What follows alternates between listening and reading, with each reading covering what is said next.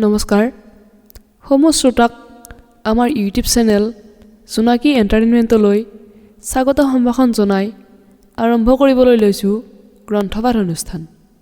এই অনুষ্ঠানত পাঠ কৰি থকা হৈছে বিশিষ্ট কবি, সাহিত্যিক, নাট্যকাৰ তথা অসম সূৰ্য কীৰ্তিনাথ হাজৰিকা বঁটা আৰু আৰোহণ সাহিত্য বঁটাৰে সাহিত্য জগতত সফল খোজ পেলোৱা শ্ৰদ্ধাৰ দীপালী বৰুৱাৰ এক ব্যতিক্ৰমী সামাজিক উপন্যাস অবেক্তৰ ধাৰাবাহিক পাঠ। আহকচোন আজি উক্ত গ্ৰন্থখনিৰ ক নম্বৰ খণ্ডটি পাঠ কৰোঁ।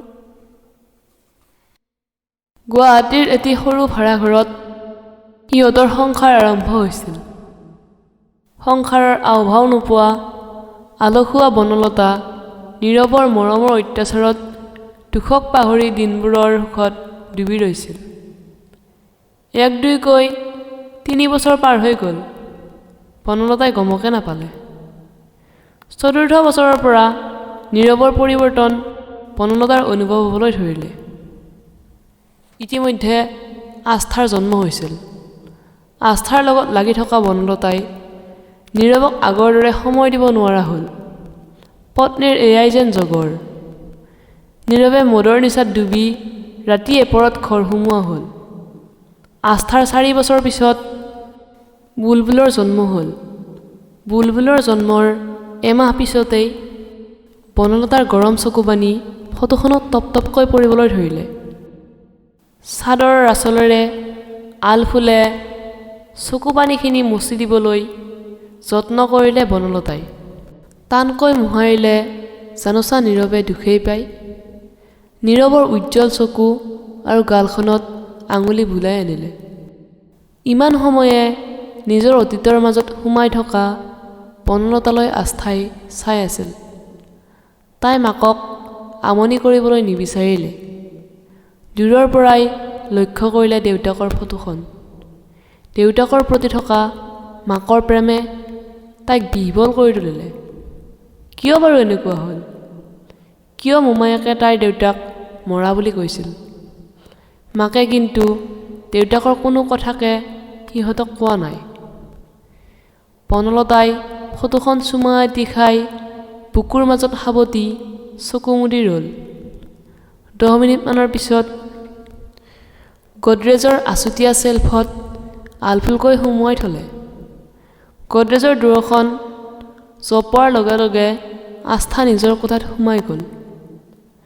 আস্থাই আজি প্ৰথম দেখিছে মাকৰ এনে উজাগৰি উদাস নিশা। তাই বিচনাত পৰি ভাবিবলৈ ল'লে। বুলবুলৰ এয়া চিনাকি দৃশ্য। মাকে আজিও নাজানে বুলবুলো যে মাকৰ লগত উজাগৰে ৰয়। অলসভাৱে চকুহাল জপাই মাকৰ সকলো কথাই উমান লৈ পৰি থাকে বুলবুল। হতাশা আৰু বিষণ্ণতাই পুতি পেলোৱা বুলবুলে যে মাকৰ ভাগি থোৱা হৃদয়ৰ এটি বাস্তৱ টুকুৰা সেয়া কোনেও নাজানে। বুলবুল বিচনাৰ পৰা নামি বাথৰুমলৈ সোমাই গ'ল। বুল, কি তোমাৰ টোপনি অহা নাই নেকি? আহিছিল মা, কিন্তু সাৰ পাই গ'লোঁ। অ' একো নাই, আকৌ শুই পৰা। তুমি পিছে কি কৰি আছা মা? এনেই টোপনি আহিব নোখোজে দেখোন। শুলে নিশ্চয় আহিব। মানে? নিজক সোধা। বুলবুল আকৌ বিচনাত পৰিল। বনলতা বাথৰুমলৈ গৈ মুখ হাত ধুই পুনৰ আহি বিচনাখনৰ আঁঠুৱাখন দাঙি সোমাই পৰিল। বেডশ্বীট অফ কৰি দিয়াৰ লগে লগে এসোপা আন্ধাৰে ৰুমটো গিলি পেলালে। এনেকুৱা আন্ধাৰক বনলতাই ভয় কৰে। উশাহ ল'ব নোৱাৰাকৈ উকমুকাই 0 পাৱাৰ বাল্বটো জ্বলাই দিলে। এক শান্ত পোহৰে ৰুমটো মায়াময় কৰি তুলিলে। বুলবুলে বেৰৰ ফালে মুখ কৰি ঠান ঠিত লগাব নোৱাৰা ছবি এখন আঁকি থাকিল। তাই যেন কোনোদিন সেই ছবিখন পূৰা কৰিব নোৱাৰিব। ইমান আউল লগা ছবিখন তাইৰ মূৰ ঘূৰাই যায়। বনলতাই বাৰু সন্তান দুটিক বাপেকৰ পৰা আঁতৰাই ৰাখি ভুল কৰিছে নে ভাল কৰিছে? তাই সন্তানৰ প্ৰতি অন্যায় কৰা নাইতো। উপযুক্ত শিক্ষাৰে শিক্ষিত কৰি এখন নিকা মুক্ত সমাজৰ প্ৰতিনিধি হওক, এয়ে বনলতাৰ ইচ্ছা। অস্বস্তিত কটোৱা সময়বোৰ বনলতাৰ বাবে বৰ ক্ষতিকাৰক। তাই নাৰ্ছ হৈ বহুত ভাল কাম কৰিছে। গোটেই জীৱন আনৰ সেৱা কৰিব পৰাটো ভাগ্যৰ কথা। বনলতাৰ লাহে লাহে চকু দুটা জাপ খাই আহিল। মনৰ মাজৰ সকলো কথা থুপ হৈ থাকিল বুকুৰ ফাকত। নীৰৱতা ভাঙি ৱাল ঘড়ীটোৱে 2 বজাৰ সংকেত দিলে। ৰাতি দুভাগ হ'ল। নাই, বনলতাৰ চকুত টোপনিৰ লেখমানো নাই। টোপনি নহাটো অভ্যাসেই হ'ল নে কি বা? যোৱা 10টামান বছৰ চহৰৰ চৰকাৰী হস্পিটেলত চাকৰি কৰি থকাৰ সময়ত প্ৰায়ে ৰাতি ডিউটি কৰিছিল। আজি 3 বছৰমান হ'ল গাঁৱৰ ছাব চেণ্টাৰত ANM হোৱা। গতিকে ৰাতি ডিউটি নোহোৱা হ'ল। ৰাতি ডিউটি কৰা দিনবোৰৰ কথা ভাবিলে বনলতাৰ এতিয়াও জিভাখন শুকাই কৰ্কৰীয়া হয়। প্ৰত্যেক দিনেই ৰাতি বুকুৰ মাজত জিউটো সাৱটি ৰোগীক শুশ্ৰূষা কৰিবলৈ ফ্লৰেন্স নাইটিংগেলৰ ছবি মানসপটত আঁকি ওলাই যায়। ডাক্তৰবোৰো যে ডেকা ডাক্তৰবোৰলৈ তাই শ্ৰদ্ধা হয়। নতুনকৈ জইন কৰা অবিবাহিত ডেকা ডাক্তৰবোৰৰ চৰিত্ৰ আৰু ব্যক্তিত্বৰ ওচৰত বনলতাৰ দৰে নাৰ্ছবোৰে সন্মান কৰে। ৰাতিৰ সংগী হিচাপে সেই ডাক্তৰবোৰৰ ছত্ৰছায়াত নিজক নিৰাপদ অনুভৱ কৰে। বুঢ়া হ'লে চবৰে খক বেছি হোৱাৰ দৰে বুঢ়া আদহীয়া ডাক্তৰবোৰৰ চৰিত্ৰক তাই ঘিণ কৰে। চিহ, সিহঁতৰতো ঘৰত মৰমী ঘৈণী থাকে। কিছুমানৰ সিহঁতৰ সমনীয়া ছোৱালী আছে। কিয় সিহঁতে এবাৰো ভাবি নাচায় জীয়াই থকাৰ তাৰণাই হওক বা সেৱাৰ মনোভাৱেৰে কাম কৰা নাৰ্ছবোৰৰ মনৰ অৱস্থা। চব পুৰুষ যেনেদৰে একে নহয় তেনেদৰে নাৰীও একে নহয়। নাৰী সদায় স্বাভিমানী আৰু সংবেদনশীল। বনলতাই ছোৱালী দুজনীৰ বাবে চাকৰি কৰিবই লাগিব। তাহাঁত দুটাতকৈ তাইৰ আন একো ডাঙৰ হ'ব নোৱাৰে। স্বামী লগত নথকা নাৰীক পুৰুষে কি ভাবে লয় চাই তাইতকৈ ভালকৈ কোনে জানে? চকু তুলি চালেই সহায়ৰ হাত আগবঢ়োৱা পুৰুষৰ অভাৱ নোহোৱা হয়।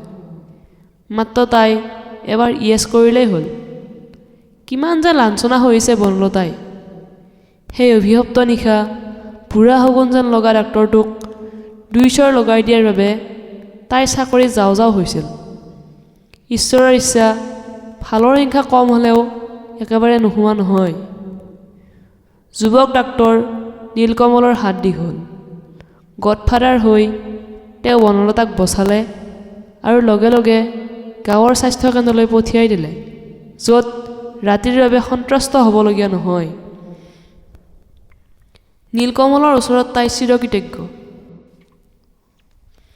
নীলকমলো যোৱা বছৰ উচ্চ শিক্ষাৰ বাবে লণ্ডনলৈ উৰি গ'ল। বনলতাৰ তালৈ মনত পৰে। বনলতা লাহেকৈ বিচনাৰ পৰা নামি বাথৰুমলৈ গ'ল। ভৰি হাত ধুই অলপ ফ্ৰেছ লাগিল। তাই সিটো কোঠালৈ সোমাই গ'ল। ঘৰখন নীৰৱ হৈ পৰিছে। 2জনী ছোৱালী গভীৰ নিদ্ৰাত। বনলতাই গডৰেজ খুলি ভিতৰৰ পৰা নীৰৱৰ ফটোখন উলিয়াই আনিলে। হাতৰ তলুৱাৰে নীৰৱৰ ফটোখন হেঁচি তেওঁৰ দেহ মনৰ সঞ্জীৱনী অনুভৱ কৰিবলৈ চেষ্টা কৰিলে। বনলতাহঁতৰ গাঁওখনত নীৰৱৰ মোমায়েকৰ ঘৰ।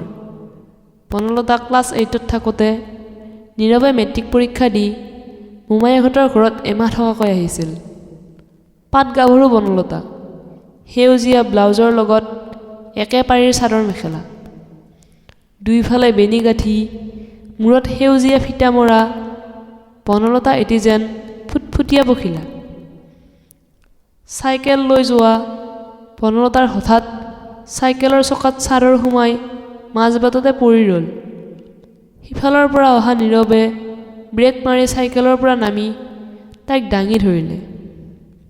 ইতিমধ্যে চাদৰখন চকাত পাক খাই সোমাই পৰিছিল। টান খোৱা চাদৰৰ পিন খুলি সজাল ধৰা বুকুখন ওলাই পৰিল। চকাৰ পৰা চাদৰখন টানি উলিয়াই নীৰৱে তাইৰ ফালে চাই ৰৈছিল। ৰঙা পৰা মুখখনেৰে তাই লাহে লাহে আঁতৰি গৈছিল। সেয়াই আৰম্ভণি। গাভৰু ঘাটৰ প্ৰথম খোজতেই বনলতা চমকি উঠিছিল। হৃদয়ৰ কোনোবাখিনিত এটি বিষ অনুভৱ কৰিছিল। নীৰৱৰো হয়তো একেই অৱস্থা হৈছিল। বুকুৰ মাজৰ অবুজ বেদনা লৈ দুয়ো নিজ কক্ষপথত ঘূৰি আছিল। হায়াৰ ছেকেণ্ডাৰী পাছ কৰি নীৰৱ কোম্পানীৰ চাকৰিত সোমাই পৰিছিল। বনলতা মেট্ৰিক পৰীক্ষাৰ শেষৰ দিনা ঘৰলৈ আৰু ঘূৰি নাহিল। ইমান পৰে শ্ৰোতাসকলে উপন্যাস পাঠ অনুষ্ঠানত দীপালী বৰুৱা ৰচিত উপন্যাস অবেক্ত ধাৰাবাহিক পাঠৰ ক নম্বৰ খণ্ডটি শুনিলে। পাঠ কৰিলে চুমি হাজৰিকাই, আন আন চৰিত্ৰত অভিনয় কৰিলে ৰঙিলা ডেকা আৰু সাগৰিকা শৰ্মাই। অবেক্ত উপন্যাসখনিৰ পৰৱৰ্তী খণ্ড শুনিবলৈ পাব প্ৰত্যেক শুক্ৰবাৰে সন্ধিয়া ৫ বজাত। ধন্যবাদ।